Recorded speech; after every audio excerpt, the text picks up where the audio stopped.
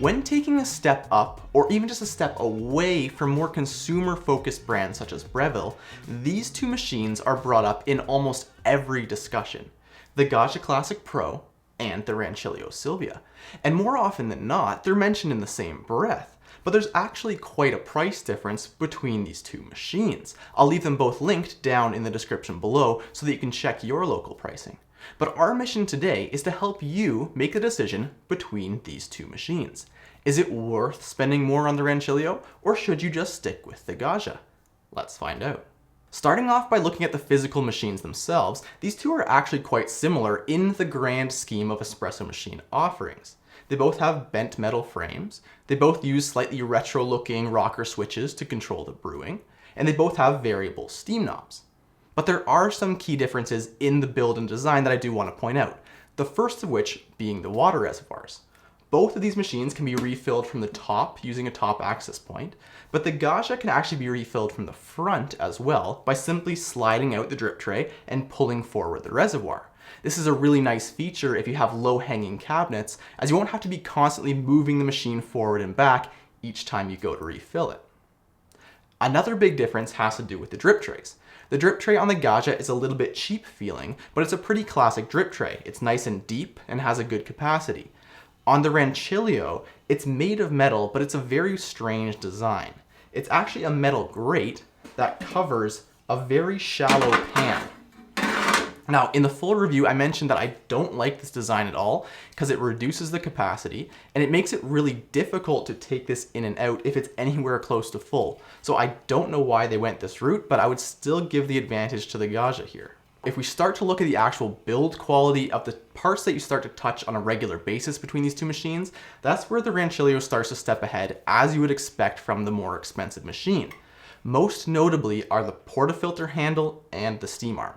These are probably the two weakest parts on the Gaggia Classic Pro, as they both feel really cheap. The handle on the portafilter is a very thin plastic, and the steam arm is very flimsy and only rotates, whereas the steam arm on the Rancilio is on a nice ball joint, and the portafilter feels much more sturdy.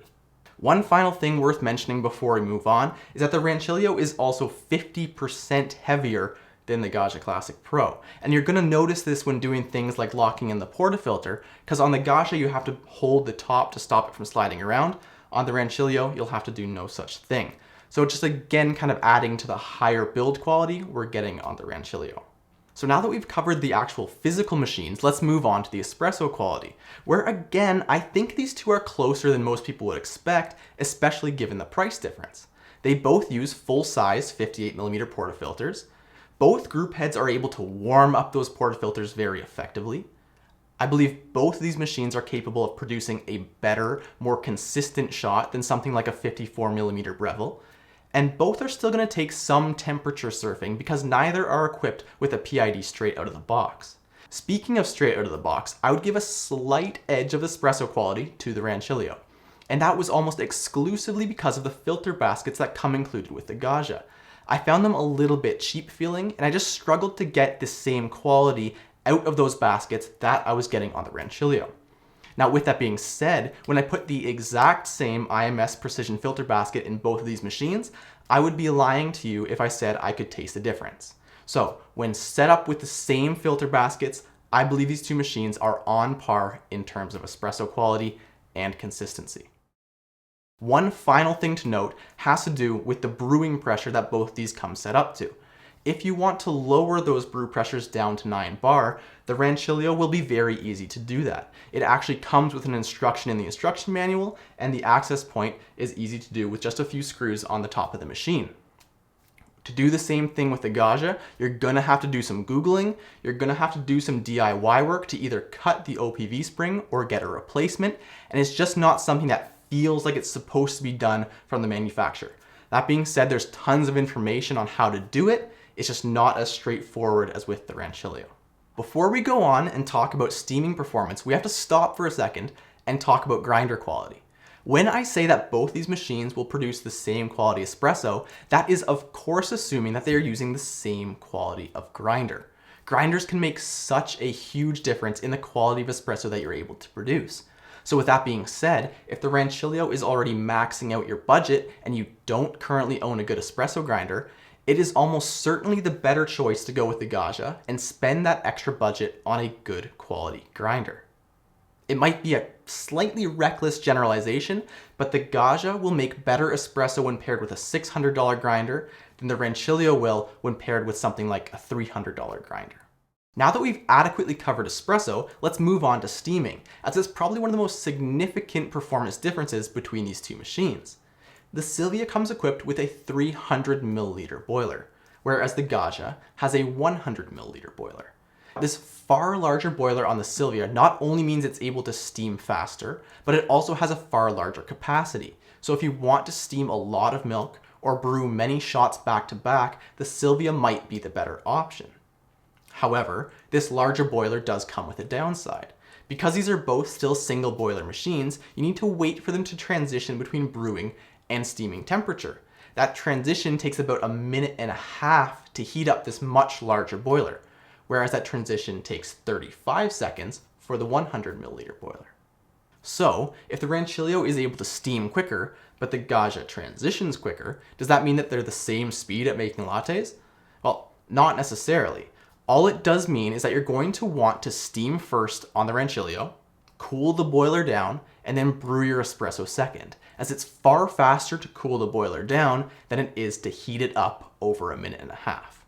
In the end, it really comes down to what capacity you're going to need. If you're serving only 2 people at a time, the Gaggia will be plenty. Independent of speed and capacity, both of these machines will be capable of making latte quality microfoam if you have the correct technique. However, that technique might be a little bit easier to master on the Rancilio because the steam arm is on a ball joint and will give you a bit more flexibility of positioning. The Gaggia's only pivoting steam arm was a big drawback in my opinion and did take some getting used to. Now, it wouldn't be a complete review of either of these machines if I didn't mention the long list of modifications and the community behind both of them. I want to start off by saying that none of these modifications are really required in my mind.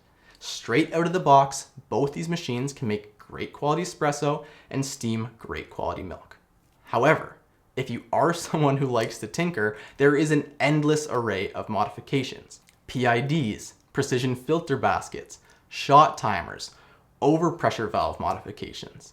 All of these things take a machine that is already a good value for money and elevate it to a truly kind of ludicrous level of performance for money invested. So, which one of these two machines is going to serve you best? Like I mentioned before, if you don't already own a good quality espresso grinder and the Rancilio is maxing out your budget, then the Gaggia Classic Pro is a clear choice. You need to pair both of these machines with a good quality grinder to achieve the level of quality you hear people talking about. However, if you already own a good quality espresso grinder, or you simply have the budget on top of the price of this machine, it does have a better build quality and it is more powerful. In the end, you should feel no remorse going with either of these machines. They are both solid foundations to build a great espresso setup when paired with the right grinder, and you can always upgrade them in the future. I hope that this video was helpful for you guys. If you want to check out either of these two machines, I will have them both linked down in the description below. If you've enjoyed this video, please leave us a like, and even consider subscribing if you want to see some more like it in the future. Thanks for watching, and I'll see you in the next one.